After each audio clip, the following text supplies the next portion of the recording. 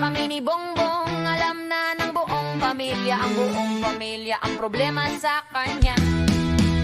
Sa totoo lang mababasa naman na lahat ang mga testimonya ng aking ama patungkol sa kanyang ugali at gawain noon. Dahil may tatay pa kami, hindi ko pa siya responsibilidad. Noong tumatanda, mas naging nakakabahala. Batid ko na nagdadrak siya. Nalaman ko at ng pamilya, nalaman ng pamilya, seryoso ito.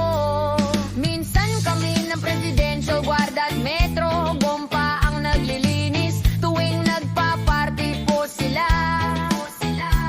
Nabuhay kaming magkakapatid dahil sa ibang bansa. Kami lang kinumbinsi ko pa si Bongbong, pakasalan mo na si Lisa, naisip ko noon. Kapag nag-asawa siya malalagay na sa tahimik at magkakaroon ng direksyon. Ang laki ng pagkakamali ko, mas lumala ang kanyang pagkalulong sa droga. Dahil parehas pala silong mag-asawa. Naging gobernador siya ng Ilocos. Alam ng mga tao doon na halos hindi siya pumapasok tuwing pukumprontahin ko siya.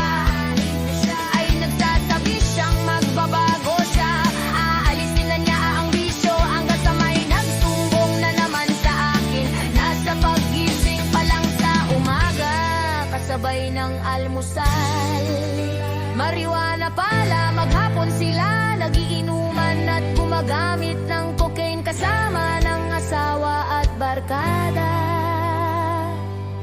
Hindi ko kakayanin kung mapapahamak ka, kaya hinihingi ko na tayo'y umuwi na mamahinga alang sa iyong kalusugan. Kaya kung mabigo at mawala sa iyo ang posisyon, hindi ko kakayanin kung mapapahamak ka, kaya hinihingi ko na tayo'y umuwi na mamahinga alang sa iyong kalusugan.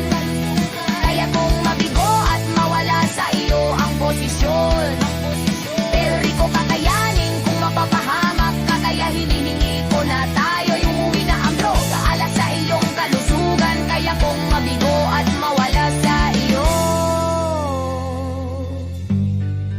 ang posisyon, pero hindi ko kayang mawala